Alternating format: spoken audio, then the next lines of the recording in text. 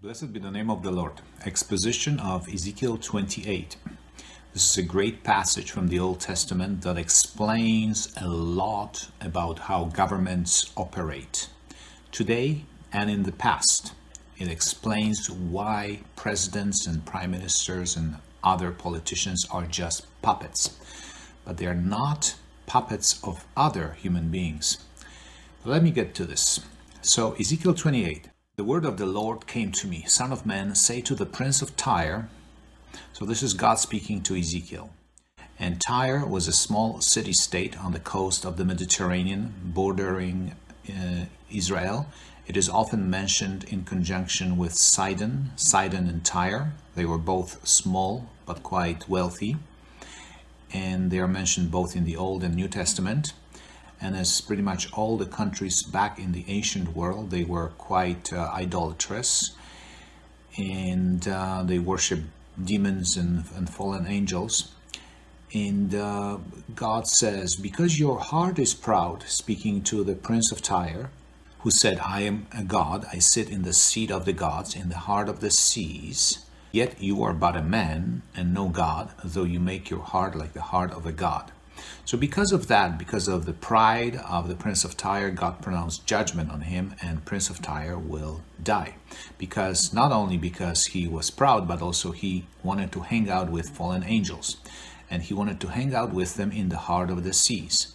This is a little verse here that confirms that the devil lives in the sea. It seems like the devil lives in the sea. There's another passage in Isaiah 27 that also confirms that. That seems to be the permanent location of Satan. I know that he also has thrones all over the world, and there was a throne of Satan in Pergamum. That is mentioned in Revelation 2:13. And today, probably the throne of Satan is in Washington, D.C., or in London, or maybe in Vatican. He moves his throne throughout different countries, whatever, depending on which area of the world becomes more powerful. But there's that consistent location in the seas, in the ocean. But this is another topic. It's not that important right now. But because of that, God pronounces judgment on the prince of Tyre. And he said, I will bring foreigners upon you. They will thrust you down into the pit, and you shall die the death of the slain in the heart of the seas. So this is not so unusual. This is a judgment against a proud and wicked ruler of Tyre. But it gets really interesting in verse 11, where it says, Moreover, the word of the Lord came to me, Son of man, raise a lamentation over the king of Tyre, and say to him, did you catch that little switch over here? It's no longer the prince of Tyre. Now God speaks to the king of Tyre. And God says, through Ezekiel, God says, you were the signet of perfection, full of wisdom and perfect in beauty. You were in Eden, the garden of God. You walked through in the midst of the stones of fire. You were blameless, and you were an anointed cherub. That's in verse 14. This is clearly Lucifer. Perfect in beauty and wisdom.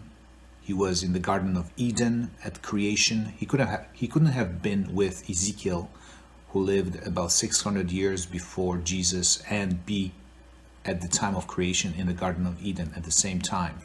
Also, it says clearly this was an angel. It says you were an anointed cherub. So this is Lucifer himself. The king of Tyre is Satan. And God goes on describing Satan's rebellion. First you were blameless, verse 15, but then you were filled with violence and you sinned. And God says, I cast you out because you profaned your sanctuary. He behaved inappropriately in heaven. His heart was proud because of his splendor, because Lucifer was so wise and so beautiful. See, the prince of Tyre was proud because he was rich and wise. But for Satan, money, that's small potatoes. Satan wants worship. He wants to be worshipped because he was so beautiful and so wise. But God cast him out, and Satan had a multitude of sin. It says in verse 18, by the multitude of your iniquities, in the unrighteousness of your trade, you profaned your sanctuaries. It wasn't just one sin. We don't know exactly, we don't have the whole list of what happened in heaven when Satan rebelled, but it wasn't just one layer of sin, it was a multitude of iniquities. And then God also speaks against Sidon, and he mentions that the glory of God will show up in Sidon. Sidon was pretty bad too. You know who was from Sidon? Jezebel. Jezebel, who married Ahab in the Old Testament. She came from Sidon. So all those places were pretty idolatrous and anti-godly.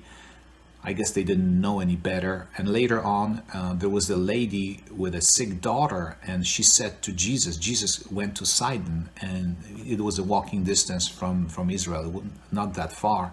And she said, even the dogs can eat crumbs that fall from their master's table. And Jesus answered, yeah, you have great faith. This is exactly right. And he healed her daughter. So Sidon is mentioned here as well. But the important thing is that we clearly see in this passage that the city of Tyre, or country of Tyre, it was a city-state, they had a human prince, human ruler, but they also had a satanic ruler who was higher than the prince because he was king. King and then prince, right? So king was higher. So Tyre had two rulers, one human and one angelic.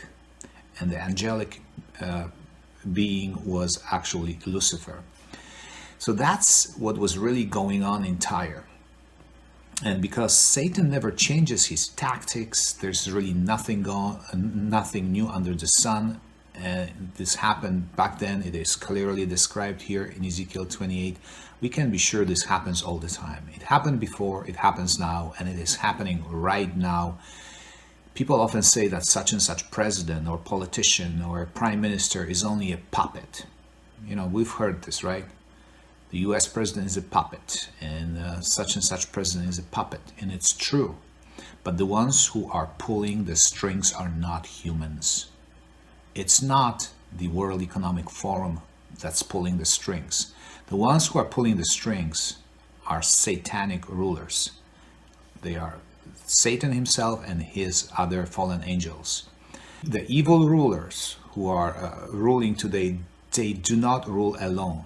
Above them are satanic forces, and Satan himself guides these evil governments today. And that's why the battle is in the heavenlies. That's why the New Testament says you walk in the flesh, but we do not war in the flesh. Ephesians 6, we wrestle not against flesh and blood, but against principalities, powers, rulers of the darkness of this world, spiritual wickedness in high places. Spiritual wickedness in high places. And that primarily exists not in the Congress of the US Congress or Ottawa. The wickedness in high places, that is primarily in the spiritual realm. And all of this certainly explains a lot why the governments today are so wicked, so corrupt, so unrighteous, and they have a multitude of sins. Then they profane the places where they rule, just like Satan profaned his sanctuary, and Satan had a multitude of sins. They have multitude of sins as well, not just one layer of sin. They steal and lie and cheat and lie again. It's a multi-layer wickedness that exists, that comes from these politicians and from governments today, because they learn from Satan. They take their cue from Lucifer. He is their teacher and their guide. The Bible, as always, has all the answers, and it also tells us what we can do, and obviously that is prayer, that is proclaiming, that is standing on the Word of God. It's spiritual warfare. That's what it is, because we wrestle not against flesh and blood, but against Lucifer and his angels. And that is clearly explained here in Ezekiel 28. I believe that we are at the very last seconds of this age, and Jesus is coming soon, and hopefully he will extract us from this wicked world before God's wrath is poured out on these people, as it was poured out on the prince of Tyre. And until that happens, though, we have to be patient and endure. So I pray that God gives you strength to endure, and that he blesses you richly from Zion. Find refuge and hide, because times are tough. May the Lord bless you and keep you. Take care. Bye-bye.